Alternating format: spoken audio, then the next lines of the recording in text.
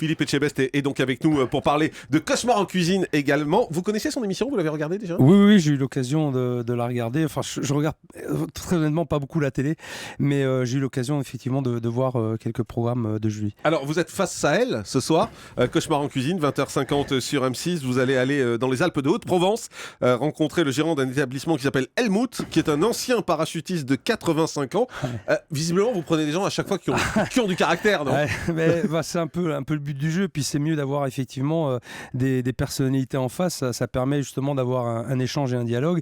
Alors, un grand respect pour ce monsieur, pour Helmut, parce que le type, il a 85 ans. C'est le dernier paramilitaire en vie à l'heure actuelle qui a fait la Deuxième Guerre mondiale, l'Indochine et l'Algérie, avec une vraie histoire, avec un vécu. Et franchement, à l'âge qu'il a, 85 piges, j'aimerais bien être comme lui, quoi. Il fait la loi quand même. Visiblement, sa serveuse n'a pas le droit de porter de jupe. Elle doit servir en jogging. C'est chic. Alors, il a des idées bien arrêtées et un peu rétrogrades, malheureusement. Donc, c'est ce qu'il a fallu lui expliquer. C'est qu'il faut évoluer. C'est que la vie change. Les temps changent aussi. Donc, voilà, ça a juste été par rapport à ça. Mais c'était un type qui était quand même à l'écoute. Il était à l'écoute et il intervient même dans les conversations. D'ailleurs, il est tellement à l'écoute qu'il intervient dans les conversations des clients. Ouais, c'est vrai, c'est très drôle. Il a une approche qui était très très rigolote, ce monsieur. Mais bon, voilà, c'était encore une belle histoire avec lui, avec son équipe aussi, qui étaient des gens passionnés. Et j'avais eu affaire à un cuisinier. C'est très drôle parce que j'ai appris pendant le tournage qu'on avait eu le même chef formateur. C'était très très drôle. Donc on a réalisé en fait une petite séquence où j'ai prévenu Jean-Marie Meulien, qui était le chef, mais par son épouse. Donc en fait, j'avais demandé à son épouse de ne pas dire à Jean-Marie Meulien où il venait et qui il allait voir. Donc il a eu deux surprises. Il y a eu deux surprises. C'était Jean-Marie Meulien qui retrouvait ce garçon qu'il avait formé, et puis aussi le chef qui retrouvait Jean-Marie Meulien. Alors la dernière fois que vous êtes venu dans ce studio, c'était pour Cauchemar à l'hôtel, et je vous disais que le matin, il y avait une interview du propriétaire qui était contre vous. D'ailleurs, j'attendais le courrier, là, il y a un truc. On va y venir. Non, mais alors là, c'est le contraire. C'est-à-dire que Helmut, dans le Dauphiné.com, il dit « Je suis convaincu par le personnage et l'intégrité de son caractère. J'ai lié une amitié avec cet homme. C'est un idéaliste comme moi. J'aime sa vision de la restauration. On se tutoie. » Ouais, absolument. Puis je l'ai eu la semaine dernière au téléphone. Helmut, on a parlé un long moment. Il est très content de ce qui s'est passé. Et puis voilà, mais c'est une très belle chose en tout cas. Ouais. Vous n'êtes pas inquiet pour les audiences de ce soir? Parce qu'on voit qu'M6 rame un peu en ce moment. Il y a le Nouvel Obs qui a fait un papier ce week-end qui était titré La grande chaîne qui baisse. D'ailleurs, à propos d'M6, ça vous inquiète pas? Alors écoutez, moi je vais vous dire un truc. Je fais un programme. C'est vrai qu'il y a une importance au niveau des audiences. C'est un enjeu, je pense, pour la chaîne qui est très important. Moi, mon enjeu à moi, c'est d'aider les gens et de faire en sorte qu'ils y arrivent. Oui, ça peut se faire que si ça marche. C'est l'objectif. Alors, je suis absolument d'accord avec vous. Après, je sais pas, je sais pas du tout. Je pense que on verra ce soir, mais je pense que le programme plaît apparemment. Enfin, moi, les retours que j'en ai, les gens adhèrent au programme. Après, on verra.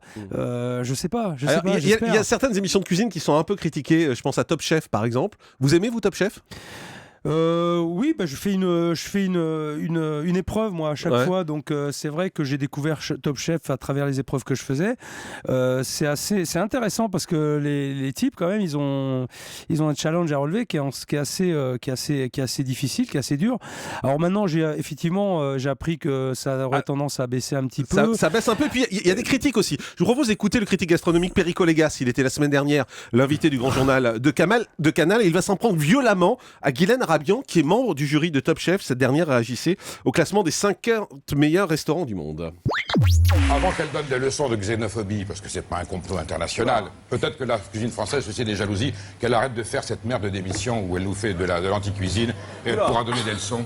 Voilà, non, parce que c'est pas ces cuisiniers-là qui font des pitreries qui s'appellent Top Chef et Master Chef qui vont commencer à nous donner des leçons de cuisine et de gastronomie. Voilà, elle fait des pitreries, une émission de merde. Vous en pensez quoi?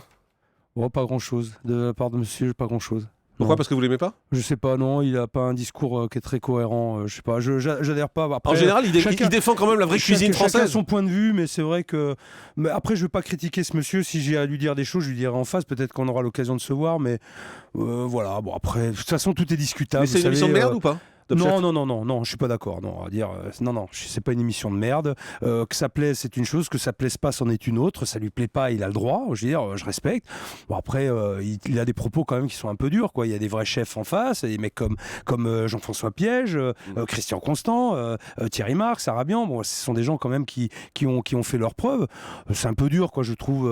Mais sans faire de mauvais jeu de mots, on met pas trop la cuisine à toutes les sauces aujourd'hui. Alors. Peut-être, effectivement.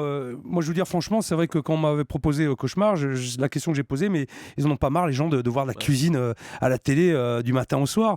Et je suis d'accord avec ça. C'est vrai que ça peut, à un moment donné, ça risque de s'épuiser, ça risque. Maintenant, à voir sur le long terme ce que ça va donner, mais je peux comprendre effectivement que ça puisse fatiguer parce qu'on en voit beaucoup d'émissions. Alors c'est peut-être parce que ça risque de fatiguer qu'il y a une déclinaison de Cauchemar en cuisine. Il y a Cauchemar à l'hôtel. Il y avait un numéro qui avait été diffusé le 30 octobre dernier qui avait fait beaucoup parler. On l'a évoqué tout à l'heure. Ah ouais, grâce à vous, 3,9 millions. Hein, vous voyez, putain, c'est bon. bien les polémiques. Hein. C'est bon. Ouais, mais bon, oui, après la polémique, oui.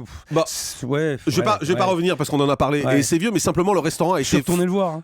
Alors voilà, le restaurant a été fermé un mois après par la préfecture de Savoie pour des raisons de sécurité et vous êtes retourné le voir. Absolument rien à voir avec la diffusion de Cauchemar en cuisine, puisque ça faisait 2 ans qu'il y avait eu des procès-verbaux qui avaient été donnés par la préfecture. Effectivement, à un moment donné, ils ont dû sévir.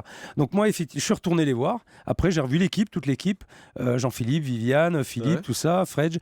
Et ils allaient rouvrir le restaurant. Donc avec Mais vous êtes retourné quand les voir? Alors, je crois que parce qu'en janvier, voilà, mais en janvier, il y a une équipe qui est venue et qui a été virée. L'équipe de tournage a été virée.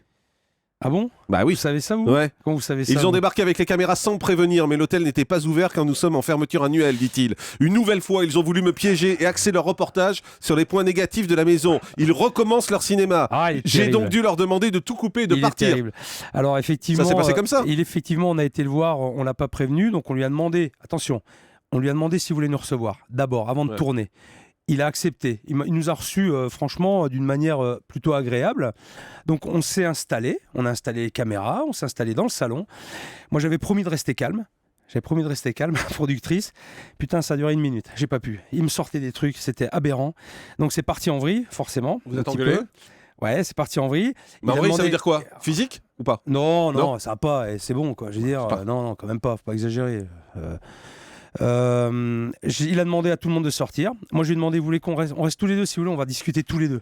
D'accord? Les caméras dehors, pas de problème, mais on va discuter tous les deux. Donc, je voulais qu'on ait quand même une explication d'homme à homme. Et puis, ça finit qu'on ne s'est pas entendu. On n'était pas d'accord de toute façon sur ce qui s'était passé. Quoi. On va le voir à la télé, ça? On va le voir tout ça? Je sais pas. Là, franchement, je ne sais absolument pas. Je crois que les Que sont-ils devenus, c'est ce soir, après Péruis. Donc, peut-être. Le grand direct des médias, Jean-Marc Morandini.